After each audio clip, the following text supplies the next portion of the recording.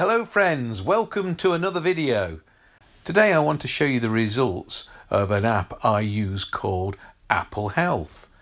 One feature is the ECG that records the strength of the electrical signals that makes your heart beat. My Apple Watch alerted me to an arterial fibrillation event. That looks like this. So Mick, what were you doing when this occurred? I'd been out putting dustbins out ready for collection, and I couldn't quite believe it, so didn't sort of dial the emergency services straight away. Waited 20 minutes and then did a full ECG that warned me that I'd got arterial fibrillation.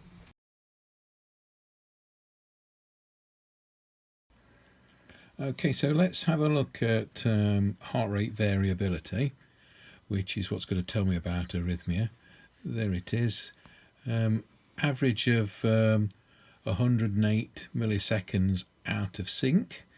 So this is just a daily rate, so I'll put it on monthly. You can see more of what's happened. So let's scroll back. And you can see there, 17th is where the Apple Watch picked up the problem. And before that, no real issues at all. But here we have my trace ongoing, and you can see it's a bit all over the place, and probably at its peak it's going up to perhaps 200 milliseconds out of synchronization, where before it was about 50. So that's where I definitely have a problem. The little red line you can see keep shooting up now and again is to take readings at particular parts on that graph. So you can see, like there, 179. So you could take accurate readings straight into that graph, and that's something that, again, that's useful to be able to show the doctor. But you have various explanations as you go along. So very, very useful if you do get a reading that you have arterial fibrillation. You can take some of these graphs to prove your case.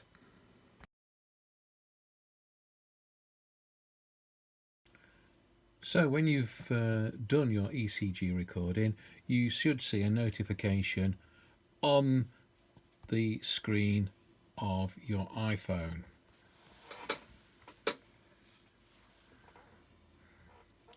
And you can see here there are the ECGs that you've recorded, and let's have a look at this one. So all I've got to do is click on it, and there we can see it. I can scroll through that 30 seconds worth. Obviously there's some big gaps, and you can have a look at your trace. Here it's telling me that I have got a thought that it is arterial fibrillation, and I can export this information so I can take it to my doctor, and my doctor can keep it on record of what results we've got at the moment, and then of course further down the line he'll be able to compare results as we go along. The next day, what happened? Spent a wonderful day in the medical ambulatory care unit, or the MACU, which I was meant to have an appointment for, which they told me they don't do appointments. So I'd got an appointment with someone who doesn't do appointments, which was weird. So I ended up sitting there for quite some time, and then every half an hour to 40 minutes they came and did something. And a lot of it was taking blood pressure and whatever, but got through it all. Saw the consultant briefly, but spent a lot of time with one of the female doctors who showed me a video of what it all meant, on an iPad in the staff room. So they set me down with a right. coffee That's good. in the staff room and said, well, you need somewhere quiet to have a look at this video, which I did, which was quite good. And I thought it was the only point in the day where it seemed like anybody cared anything. All the rest of it was you just somebody like queuing at a bus stop. So it wasn't. So what very happened good. after that? So you got some medication basically at that point, Well, didn't no, you? I got medication on the night from the What was emergency. that? Names of drugs, can't remember. Okay, I we'll could have a look it We'll up. have a look at that. But then. basically, it's a blood thinner, but it's not warfarin, because warfarin is now seen as being too broad a medicine, and it's got its own additional complications. So I got a blood thinner and a beta blocker, which controls my heart rate. So it actually doesn't make the rhythm any better, but it stops the heart running away. So it makes sure that I can't get into a state where I've got this tachycardia, where it's very fast. Have you got charts on it? You had a chart, Yeah. didn't you? So let's have a look at that chart and see it, because to me it shows that everything's so high at the moment, because it's still running at that high rate, and you still get that thing come up on your watch every day, don't you? Yes, but that's the what you should have really is if you were a robot, you would have zero variation between the various contractions of your heart. Mine are about an average of 150 milliseconds, microseconds, something like that difference, but they will go right up to 200, which isn't good.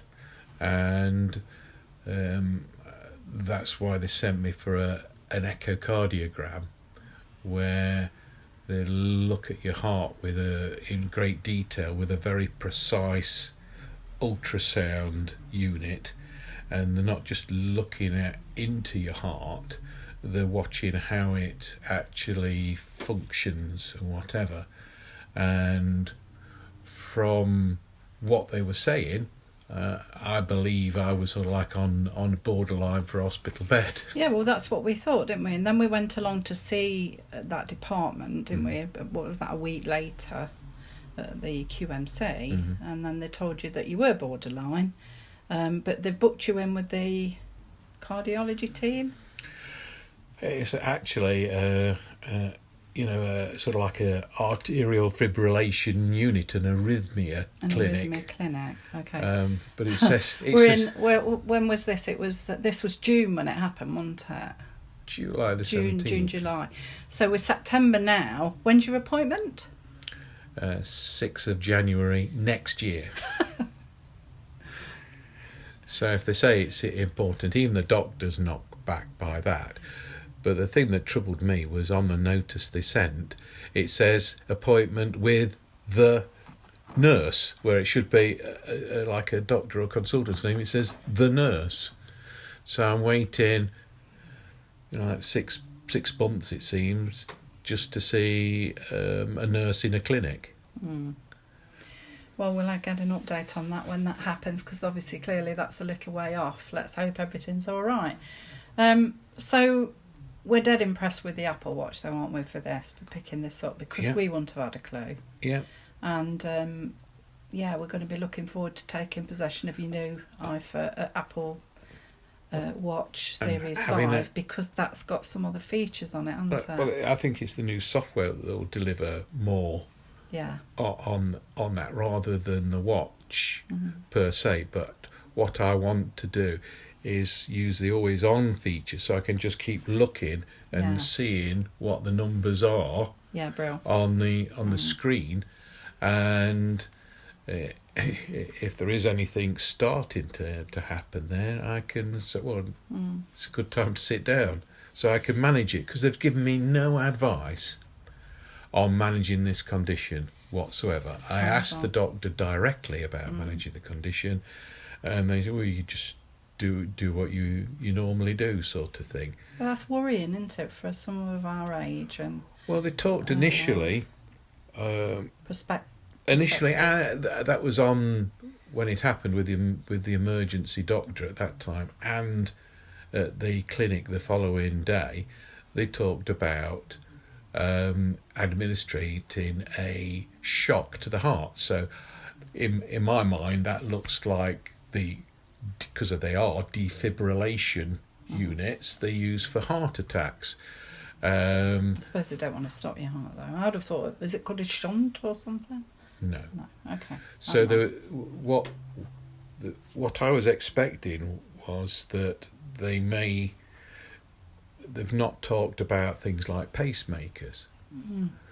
They've not talked about this restart. I think they're saying that I'm too old. They think it'll just flip back. They'll flip it back into sinus rhythm, and then it'll just flip back to being in AFib again afterwards. Too old. I'm quoted. I'm not. So it's not my. You're not too old for anything. It's not my opinion with my heart. Yeah. It's their opinion, but I think it's a lot to do with money and time. But if they're going to do a general anaesthetic, stop my heart and start it again, then that does seem dramatic, and I might say, well, no, I'll just keep on as I am. Well, what we can do then is, you're going to get this new watch very soon. I mean, we're only the 17th of September, so we've got to wait till About at a least a week, probably the 23rd it gets delivered. And then we'll see where we are. We'll do a review. We'll get an unboxing review done to see what comes, and then how much it differs from what the watch is at the moment that we're looking at, because you've got to do some self-help, haven't you? And that's where we are. Well, I'm hoping to get on one of these research programs that Apple are offering with the new watch. When I tried to do it casually sort of before, they were only really doing it in America, so I'm hoping they're covering this country now. Fantastic. Okay. So that's it for now. If you could subscribe to the channel, like the video, and put some comments below if you want us to particularly look at anything that's coming up with these boxes arriving. We've got the watch coming and the 2 iPhones. We'd be more than happy to do that. And don't forget to click that notification button so that you get the next series of our videos. Thanks then. Bye.